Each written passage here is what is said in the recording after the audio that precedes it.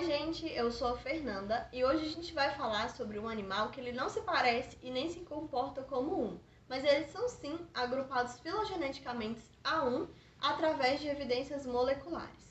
Quando a gente pensa em um animal, a gente imagina ele andando para se pegar um alimento, ou ele tem boca, e esse não. A gente está falando hoje das esponjas do filo Porífera.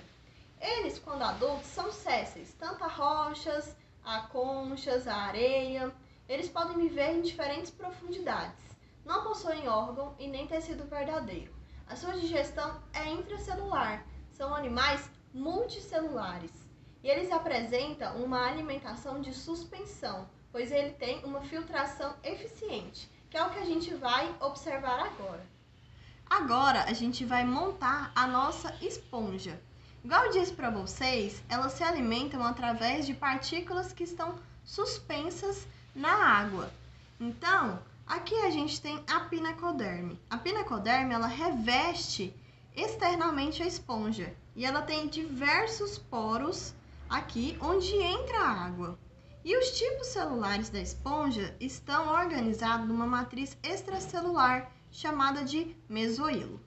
Esses tipos celulares que compõem o esqueleto da esponja, que pode ser tanto rígido ou fibroso. Quando rígido, temos espículas, tanto silicosas quanto calcárias. E quando fibroso, temos de colágeno a espongina.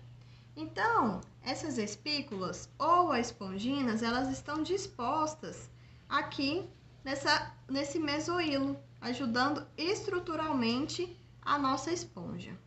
O outro tipo celular é esse em rosinha aqui, que ele também está disposto aqui no mesoílo, que são locais também que podem entrar água, que são chamados de porocistos, onde eles têm uma abertura que é chamada de ósteo, onde a água pode entrar também.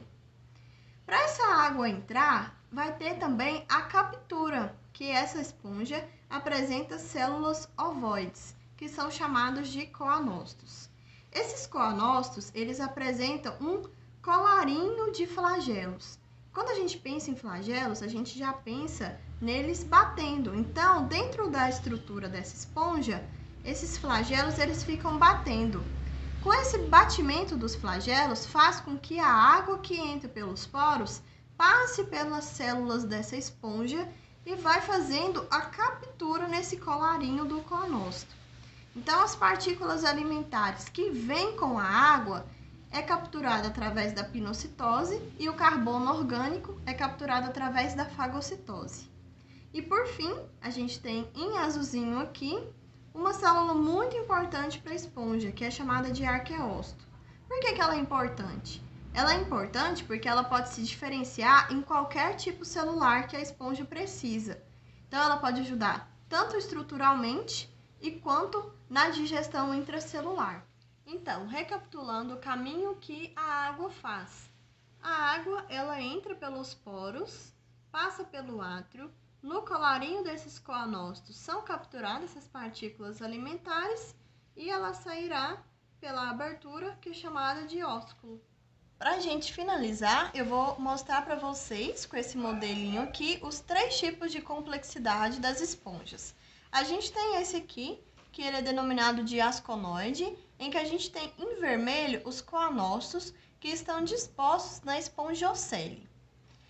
Em segundo, a gente tem o ciconoide, em que a gente tem essa espongiocele mais complexa, mais espessa, porque houve um dobramento, formando canais de coanócitos. Então, a gente observa que em relação a essa, a gente tem um maior número de coanócitos.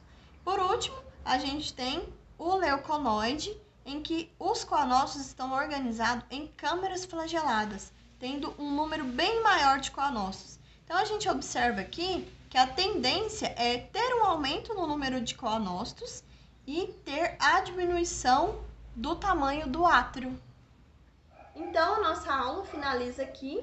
O intuito dela era para vocês verem que, apesar de a gente achar que as esponjas são organismos simples, mas não, ela tem sim a sua importância no ecossistema, ela tem sim a sua complexidade, e para vocês saberem diferenciar os tipos celulares e os tipos de complexidade das esponjas.